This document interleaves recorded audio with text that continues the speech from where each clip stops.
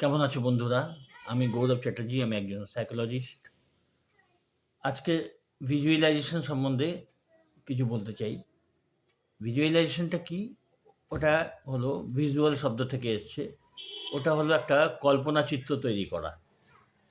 যেমন আমরা যখন কোথাও যাচ্ছি, সে বেড়াতে যাই বা কোনো কাজে যাচ্ছি, তো সেখানে কি হতে পারে, কি হতে চলেছে তাই নিয়ে আমরা একটা কল্পনা চিত্র তৈরি করি। হ্যাঁ? বিশেষ করে কোনো একটা আনন্দের ব্যাপার বা কোনো একটা চিন্তার ব্যাপার বা সেগুলো যখন থাকে, তো একটা কল্পনায় আমরা চিন্তা করি যে এখানে যাব, এই জিনিসগুলো হবে। হুম? সেটা যেমনই হোক। তো সেই জিনিস সম্বন্ধে, সেই পরিস্থিতি সম্বন্ধে একটা আমরা কাল্পনিক একটা চিত্র আমরা তৈরি করে নিই। সেইভাবে আমরা একটা কল্পনার একটা ছবি তৈরি করি। ওটাই ভিজুয়ালাইজেশন। তো এটা আমরা খুব স্বাভাবিকভাবেই করে থাকি। এইটাকেই এটাকে আমরা আ নিজেদের ভালোর জন্য ইউজ করতে পারি। কারণ এইগুলো মানুষ ইউজ করে যদি কনসিয়াসলি সচেতনভাবে যদি এগুলো ব্যবহার করে নিজের উন্নতির জন্যে, তো এটা নিজের ফেভারে যায় এইগুলো, এই চিন্তাগুলো। আবার অনেক সময় মানুষ কি করে না, এই ভিজুয়ালাইজেশন ক্ষমতাকে, কল্পনা করার ক্ষমতাকে নিজেদের অজান্তেই বিপরীত দিকে চিন্তা করতে আরম্ভ করে। যেমন কোনো একটা আ কোথাও যাওয়ার রয়েছে, অনেকেরই মাথায় থাকে ওইখানকার রাস্তা খারাপ, উম, গাড়ি অ্যাক্সিডেন্ট হয় প্রায়ই। এই চিন্তাগুলো আমরা করে থাকি স্বাভাবিকভাবে। বা কোনো অফিসিয়াল যাচ্ছি, কোনো কাজে যাচ্ছি, ভাবছি সেখানে কোনো রকম গোলমাল হবে না তো? হ্যাঁ, আমার কাজগুলো পেন্ডিং পড়ে রয়েছে, সেখানে কোনো রকম বাধা দেবে না তো কেউ? হ্যাঁ, ফাইলগুলো টাইম মতো পাওয়া যাবে তো? এই জাতীয় থাকে। বা আমাকে মানুষ ঘোরাবে না তো? হ্যাঁ, অনেক জায়গা থাকে না যে নিজে অফিসিয়াল কাজে যাচ্ছি, মানুষ ঘোরাচ্ছে।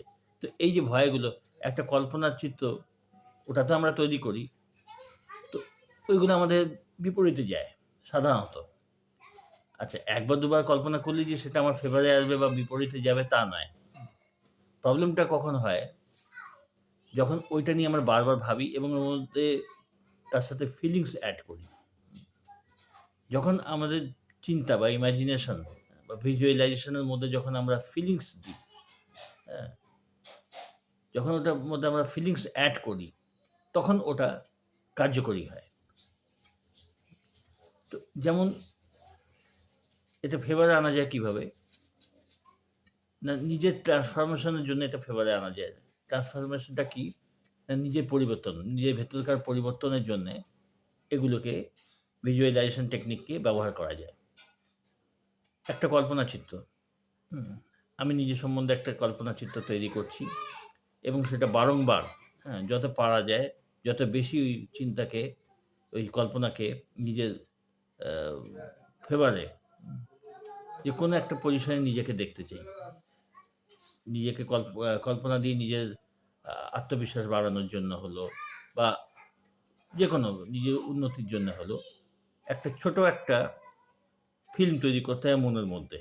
২০ মিনিট, ম্যাক্সিমাম ১ মিনিট। ২০ মিনিট না, ২০ সেকেন্ড, ০.৫ মিনিট বা ম্যাক্সিমাম ১ মিনিট। তো ওই কল্পনা চিত্র একটা তৈরি করতে হয় মুভির মতন, যে নিজের প্রোগ্রেস হচ্ছে। যে কিভাবে আমার আমূল পরিবর্তন হচ্ছে তার একটা ছোট্ট একটা মেন্টাল ফিল্ম বানিয়ে সেটা বারবার ওটা দেখার অভ্যাস করা। কল্পনা চিত্র, কল্পনা মুভি নিজের সম্বন্ধে উন্নতির জন্যে। এটা পরীক্ষিত, এটা নেভেল গোডার্ড এই টেকনিকটা ইন্ট্রোডিউস করেছিলেন। আরো অনেকে প্র্যাকটিস করেন। তো এটা নেভেল গোডার্ডেরই টেকনিক, যেটা অনেক সময় আমি নিজেও অভ্যাস করেছি। তো এটাতে কি হয় না, বারবার নিজের সম্বন্ধে যে একটা পজিটিভ ভিজুয়ালাইজেশন, ওটা করতে আস্তে মন নিজের ওই পজিশনটাকে, নিজের ওই যে ভিজুয়ালাইজেশন যেটা, কল্পনা চিত্র যেটা, ওটা গ্রহণ করতে আরম্ভ করে এবং বিশ্বাস করতে আরম্ভ করে। তো যত ওই একই জিনিস, একই সিন বারবার চেঞ্জ করলে হবে না। সেটা নিজেকে বারবার দেখতে হয়। সময় দিয়ে ৫ মিনিট, দিনে ১-২ বার, যতখানি যে পারে। তো নিজের ওই পজিশনটাকে, নিজের ওই উন্নত অবস্থাকে বারবার চিন্তা দিয়ে রিপিট করতে। ওই করতে যখন ভেতর থেকে ওটা ন্যাচারালি ওটা ভেতরে নিয়ে নেবে, আস্তে, আস্তে বাইরের পরিবর্তন দেখা যাবে। অনেক সময় দেখা যায় যে কোনো ব্যাপারে মানুষ সাকসেসফুল হতে পারছে না। তো সেই সম্বন্ধে খানিকক্ষণ বসে যদি কেউ প্র্যাকটিস করে, সেই ফিল্ডে, সেই জায়গায় সে ক্রমশ তার ভালো হচ্ছে, সে স্কোপ পাচ্ছে, সাকসেসফুল হয়ে চলেছে সেই দিকে। হুম। সেটা যদি কেউ একভাবে চিন্তা করতে থাকে, করতে ওই ধরনের কল্পনাচিত্র দেখা যাবে বাইরের পরিবর্তন হচ্ছে। ভেতরে যে চিন্তার ভেতরে যদি পরিবর্তন হয়, নিজের ভেতরে যদি পরিবর্তন হয়, তখন দেখা যায় যে বাইরে পরিবর্তন লক্ষ্য করা যায়। যেমন আমি বলেছি একজনকে আমি হেল্প চেয়েছিল, তাকে আমি এটাও বলেছি যে তার আর্থিক ব্যাপারে একটু প্রবলেম যাচ্ছিল। তাকে আমি সেটাও সাজেস্ট করেছি যে কিভাবে কল্পনা শক্তিকে আর্থিক উন্নতির জন্য ব্যবহার মানে আনা যায়। সে চেষ্টা করছে, অনেকভাবে সে চেষ্টা করছে। কিন্তু তার ভেতরে যে একটা ল্যাকনেস, যে একটা অভাববোধ সেটা যাচ্ছে না। তো তার প্রসেস রয়েছে। তখন কল্পনাকে সে সেইভাবে ব্যবহার করতে তাকে বলা হয়েছে। সে প্র্যাকটিস করছে এবং এর আগেও প্র্যাকটিস করেছে, অনেকে তারা উপকার পেয়েছে। তো এই কল্পনাকে নিজের ফেভারে অনেক ভালোভাবে ব্যবহার করা যায়। সেটা প্র্যাকটিস করে দেখবার।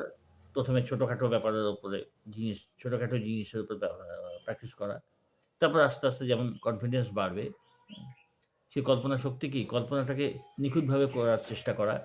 এই করে সে কল্পনা শক্তিকে আরো ভালো সে ব্যবহার করতে পারবে।